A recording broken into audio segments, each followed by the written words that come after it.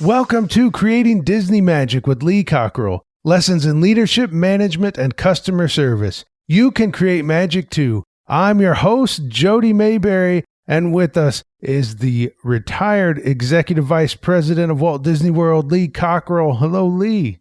Good morning, Jody. How you doing out there? Well, I'm doing wonderful. The sun is shining. It's not as warm as Florida, but I will take a sunny day any day.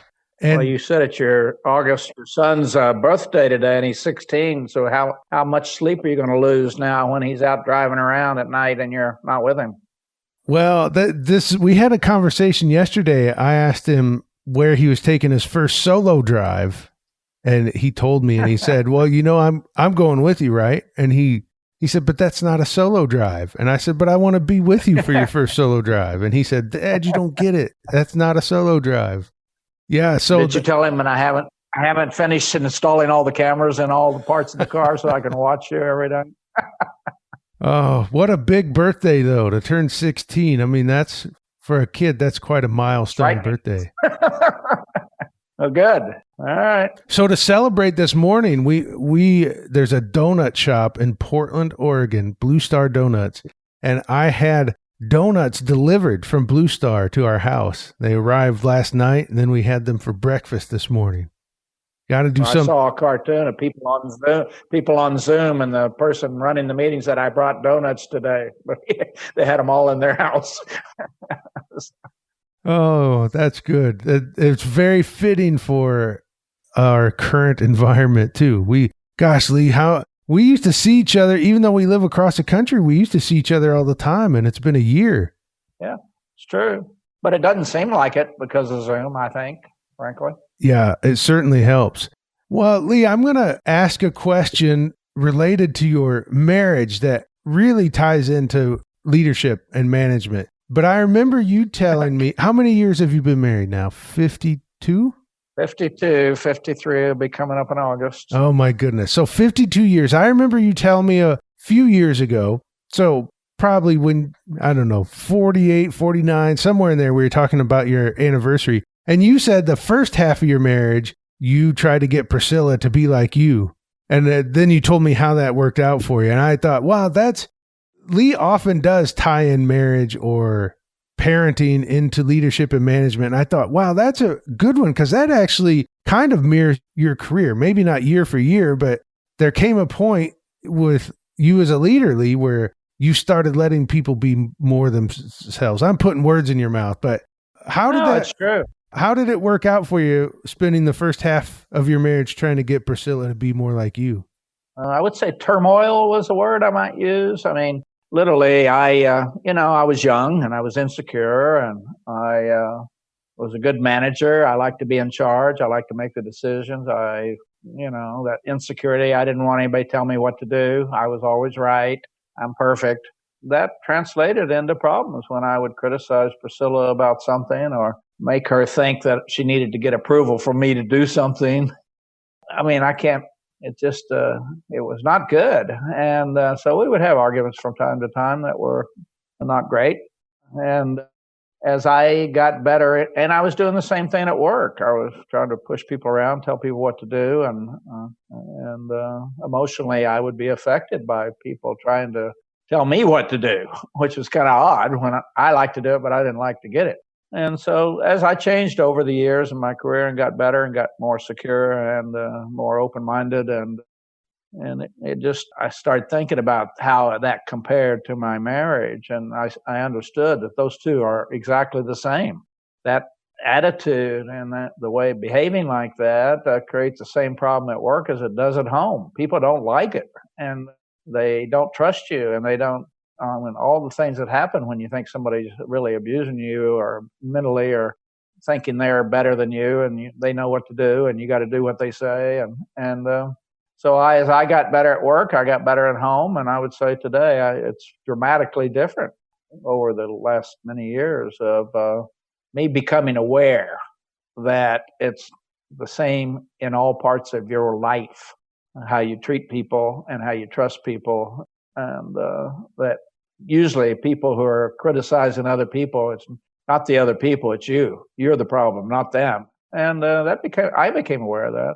And I learned well how to let it go and to think, hey, well, there's nothing there. Why am I getting all upset about it? It's me. What she said was right. What she said was accurate. Or even if it wasn't, there's no upside to going into battle stations over this. Not going to end well. We're both going to be upset. And then, so I started to get more clear on practicality also, not just who's right and who's wrong. It just, there's no upside. All it does is upset you and upsets them. And so that's how luckily, I understood it comes from any part of your life, whether it's work or personal or with a friend or your mother or your relatives, of not having the right relationship and the right respect of. So yeah, that's an interesting. I'm glad you asked that question. I don't often think about it that way, but I do now. And more, I understood that my relationships at work helped me to be a better relationships in all parts of my life. Yeah, and to get over myself. Well, you've told it before, and I think it's a great transformation story about when you went to visit somebody at work. You had an appointment to see them, and he wasn't there because he was in the hospital. Yeah, I mean, I went out to El Paso, Texas, to the Marriott to visit the food and beverage director, and when I got there, he wasn't there, and they told me he had been transported for observation because he had been feeling dizzy, and he fainted, and turned out he came back that night, and he and I had dinner, and he told me the reason was he was anxiety from me coming, that, your reputation arrives before you do. And my reputation was that I was pretty rough, pretty tough. As I told you, I learned my nickname was Doberman. As I tell people today, I'm a Cocker Spaniel now. I've really changed a lot. It was embarrassing what he told me, and I felt bad about it. That kind of woke me up too. And I started thinking about my mother and grandmother would kill me if they knew I was behaving like that and treating people like that. It's not the way I was taught to do. And I never did that before I got into the workplace until I was older, until I had dropped out of college and had these insecurities because I started to understand that people are judging you all the time. And I was afraid I was going to be judged. And so I started going to leadership seminars. I started reading more about leadership. I started really trying to think about myself. Of why do I do this? And how can I adjust that? And how can I change that? And it was a slow process, but over time I got better and better. And as soon as you understand yourself, you start to figure it out, how to fix it. The problem is if you can understand what the problem is, then you can fix it. And I was smart enough, I think, to realize it was me. It wasn't any of my people I worked with, and it wasn't Priscilla, and it wasn't my mother. It was me. And that's usually the case in all parts of life. It's usually us that are the problem, not somebody else. So it was a good lesson, and I'm glad it happened because I might have only been married 32 years. So, well, do you think that incident where someone was so suffering from anxiety because you were coming and it helped you transform at work, do you think that incident also helped you realize what you were like in your marriage too? I don't think it was that clear to me at that time. I think it slowly came together that I started to understand the dynamics, but at that very time, I don't think that really, I put two and two together, but it finally 2 and 2 did add up. I'm slow at math. So.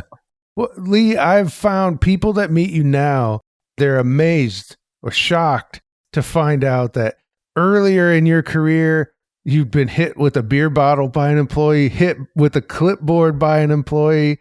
Someone had to go into the hospital with anxiety. They're like, I just can't see that in Lee, but it was there at one point. I got 16 stitches to prove it. 8 over 6 or 8 over one eye, 8 in the back of my head. And even when I came home that second time, Priscilla said, "Do you think people hit you because of the way you speak to them?" I said, well, "Probably." So luckily they didn't have a gun. And that is another reason. Don't go around get annoying people. There's no upside to getting hit over the head. Yeah. So, and I was lucky I wasn't hurt more seriously. Well, I think this comes back to what we first talked about, how you wanted Priscilla to be more like you. That happens in the workplace. I think quite often we want people to be more like us because we wouldn't have done it that way. Why did you do it that way? When really, when we can just trust people and let them do it how they're going to do it and focus on the result and perhaps not exactly how they're doing it, it just works out better.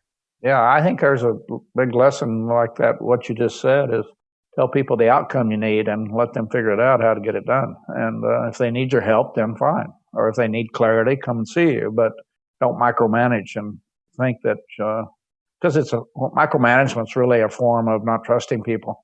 And if people believe you do not trust them, you're not going to have the workplace commitment that you would like to have, where people give you 150% because they feel like they're treated right and respected and included and involved, listened to. So, there's many upsides and downsides to really figuring out who's creating the right environment and culture. You. And you have it's no matter, all of us, when we get to work, we can make the culture better or worse. And when we get home, we can make the culture better or worse. And I suggest to everybody out there that you think about it and start figuring out why your culture and the environment and the atmosphere at home or work is not where it probably ought to be. Then go about fixing it. Well, Lee, now I feel like I'm just bringing out all the bad Lee Cockrell stories, but what you said reminded me of what Daniel told you once about getting in the hot tub. Yeah, I mean, I was a very stressed out person. I ran at a high level. Let me tell you, you talk about the A character. I was that A level person.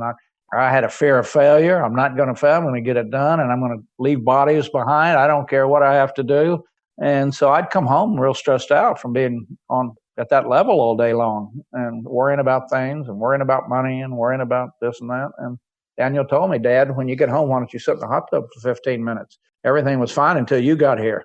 And he was right. I mean, I was come in and be annoyed and get into an argument or not be very loving for no reason from their point of view.